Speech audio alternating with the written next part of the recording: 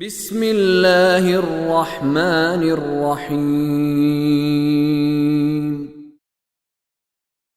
آمن الرسول بما انزل الیہ من ربہ والمؤمنون كل آمن بالله وملائكته وكتبه ورسله لا نفرق بين أحد من رسله وقالوا سمعنا وأطعنا غفرانك ربنا وإليك المصير لا يكلف الله نفسا إلا وسعها لها ما كسبت وعليها ما اكتسبت ربنا لا تؤاخذنا إن نسينا أو أخطأنا ربنا ولا تحمل علينا إصرا كما حملته على الذين من قبلنا ربنا ولا تحملنا ما لا طاقة لنا به واعف عنا واغفر لنا وارحمنا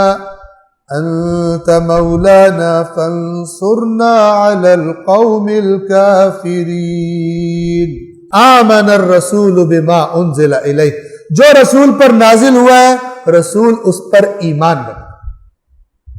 وَأُمِرْتُ لِأَنْ أَكُونَ أَوَّلَ الْمُسْلِمِينَ، اے نبی سے کہہ دیجئے مجھے امر کیا گیا ہے کہ سب سے پہلا مسلم میں بنوں۔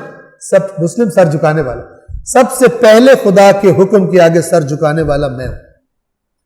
آمن الرسول بما انزل الیہ من ربہ والمؤمنون، رسول اس کتاب پر، اس پر ایمان رکھتا ہے جو اس پر نازل ہوئی ہے، اور مومن ہوتا کون ہے؟ ایمان رکھنے والا۔ کل، ہر ایک، یعنی رسول بھی اور اس کے پیروکار بھی، کل آمن باللہ، اللہ پر ایمان لے آئے، وملائکتہ، اور اس کے فرشتوں پر، وکتبہ، اور اس کی کتابوں پر، ورسلہ، اور اس کے رسولوں پر، لا نفرق بین احد من رسلہ، اور وہ یہ ان کی زبان سے یہ جملہ نکلتا ہے، ہم اس کے رسولوں میں سے کسی ایک کے ساتھ بھی فرق نہیں کرتے۔ کیا مطلب ہے؟ انکار نہیں کرتے، ورنہ درجات تو خود یہ تیسرے جز کے شروع میں پہلی آیت میں اللہ نے خود بتایا کہ ہمارے انبیاء کے درجات ہیں، ہم نے بعض کو بعض پر فضیلت بخشی ہے۔ لا نفرق بین احد من رسلہ، ہم اس کے رسولوں میں سے کسی ایک میں بھی فرق نہیں کرتے۔ وقالو، یہ مومنوں کی نشانیاں رسول کے پیروکاروں کی بتائی جا رہی ہے۔ وقالو سمعنا، یعنی جس نے سورۃ البقرہ پڑھی ہے ساری، اس میں جو اللہ نے بیان کیا کیا کہتے ہیں؟ سمعنا، ہم نے سن لیا، واطعنا، اور ہم اطاعت کریں۔ سمعنا واطعنا، سن لیا، سننا اور اطاعت کرنا، ہم نے سن لیا اور ہم نے اطاعت کی۔ غفرانک، اے پروردگار ہماری مغفرت کر۔ مغفرت کیا ہوتی ہے؟ جو کمی بیشی ہو گئی ہے اس کو چھوڑ دو، اس کو پورا کر دو۔ جو دراڑیں آ گئی ہیں بلڈنگ میں ان کو دراڑوں کو ٹھیک کر دو۔ جو ہمارے نامہ اعمال میں ایسی چیزیں لکھی ہیں جن پر ہم پر سختیاں ہوں گی، وہ کمیاں دور کر دے۔ مغفرت کا معنی یہ ہوتا ہے، چونکہ گناہ میں تاثیر ہے، کا اثر کرتا ہے، اس اثر کے زائل کرنے کو اور دوبارہ روح کے صحت مند کر دینے کو مغفرت کہا جاتا ہے۔ عذاب کو چھوڑ دینا کیا ہے؟ وہ معافی ہے، یہ بھی آگے آئے گا۔ واعف عنا، ہمیں معاف کر، واغفر لنا، کمی بیشیاں بھی دور کر، وہاں بھی معاف کر جو عذاب ہے وہ بھی ہمیں چھوڑ، اور اس گناہ سے یہاں جو خرابی ہو گئی، بیماری ہو گئی ہے کہ ہم نے غلط چیز کھا لی، اس کے اثرات بھی ہماری روح پر سے ختم فرما دے۔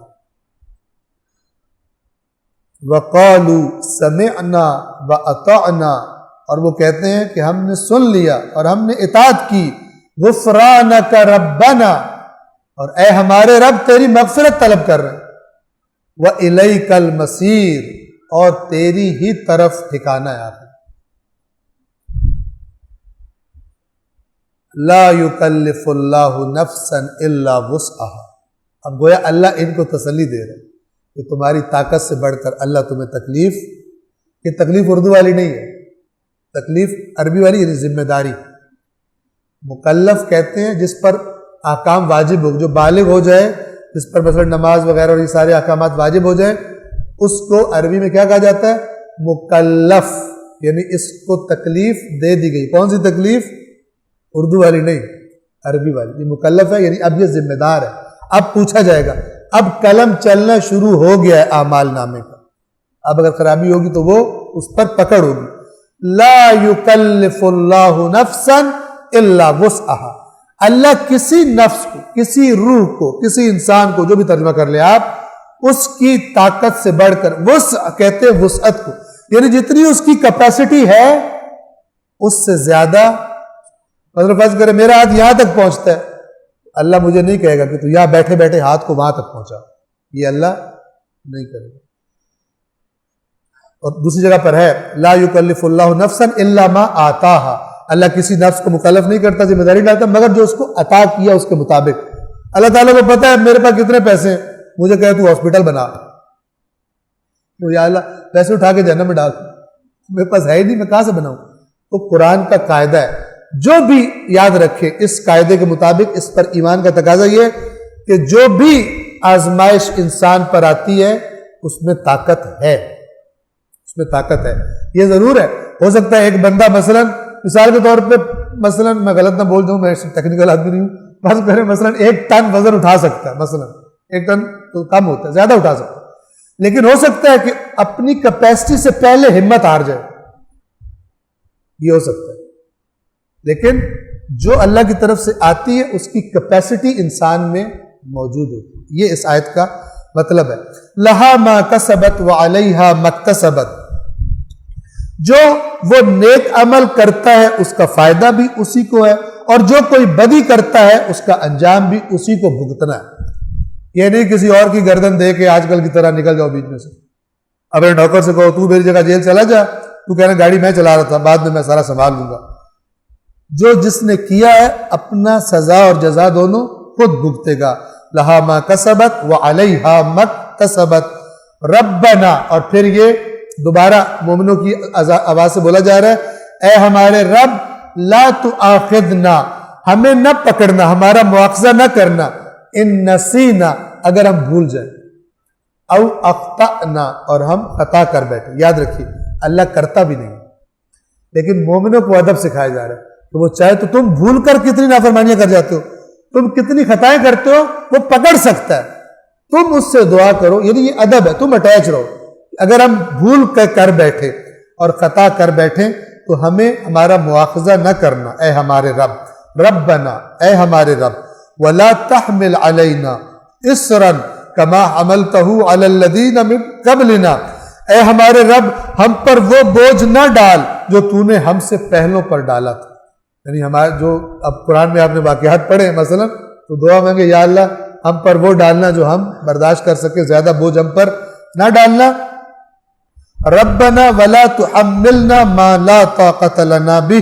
پروردگار، جس بوجھ اٹھانے کی ہم طاقت نہیں رکھتے وہ ہمارے اوپر نہ رکھنا. کیا مطلب ہے؟ یہ وہ جو میں نے بات اشارہ کیا، اللہ کا تو قانون ہے، وہ دیکھ کے کیپیسٹی اس کے بعد ذمہ داری لگاتا ہے. لیکن ہم کیا کرتے ہیں، ہمیں تو نہیں پتا کتنا اٹھا سکتے ہیں، بعض دفعہ پہلے ہمت ہار جاتے ہیں. اس آیت کا اشارہ اس کی طرف ہے کہ ہو سکتا ہے ہم سمجھ رہے ہوں ہماری طاقت سے یہ زیادہ ہے، جیسے اکثر لوگ کہتے بھی ہیں بھائی یار میری طاقت سے زیادہ میرے اوپر مصیبت آ گئی، تو یہ بات ٹھیک نہیں ہوتی. تو اس کے لیے اللہ کیا فرما رہا ہے، دعا مانگنے کا طریقہ کہ ہم پہ وہ نہ ڈالنا کہ جس میں ہمارے اندر طاقت نہیں ہے، یعنی ہم سمجھیں کہ ہمارے اندر طاقت نہیں ہے، ورنہ وہ تو وضاحت کر دی کہ اللہ طاقت سے زیادہ آزمائش نہیں ڈالتا، ذمہ داری نہیں ڈالتا. واعف عنا، اور ہمیں ہمارے گناہوں کو معاف فرما، ہمیں معاف فرما. واغفر لنا، انہوں نے ترجمہ کیا اور ہمیں بخش دے. کیا فرق ہے؟ ٹھیک ہے، یہ بخش دے سے فرق نہیں پہنچتا. جو میں نے آپ کو مغفرت کا معنی بتایا ہے، گناہ کا ایک اثر دنیا میں ہے آپ کی روح پر، جو دل کو سخت کر دیتا ہے، دوسرے گناہوں کو آسان کر دیتا ہے، نیکیوں کو مشکل کر دیتا ہے. گناہ کی تاثیر ہے، ٹھیک ہے نا، سائیڈ ایفیکٹس، ٹھیک ہے نا. اور ایک عذاب ہے اس کا کہاں پر؟ آخرت میں. جب کہتے ہیں خدایا معاف کر، یہ اس کا ٹارگٹ، معافی کا ٹارگٹ کیا ہے؟ عذاب، پکڑ نہ کر. لیکن ایک چیز رہ گئی ہے جو اس کا اثر ہے، جو زخمی ہو گئی ہے روح، یا جو روح کی ہڈی ٹوٹ گئی ہے، اس کا دوبارہ جوڑ کے صحت مند کر دینا، اس کو کہتے ہیں مغفرت. تو یہ دونوں ہے، وَاعْفُ عَنَّا وہ بھی معاف کر، وَاغْفِرْ لَنَا اور جو اس گناہ نے خرابیاں کر دی ہمارے اندر ان کو بھی، ان کمی بیشیوں کو دور فرما، وَارْحَمْنَا اور ہم پر رحم فرما، أَنْتَ مَوْلَانَا ہمارا سرپرست و کارساز تو ہے، فَانْصُرْنَا عَلَى الْقَوْمِ الْكَافِرِينَ اور ہمیں اس قوم پر ان کے خلاف ہماری مدد کر کہ جنہوں نے کفر کیا ہے، تیرے دین کا انکار کیا ہے۔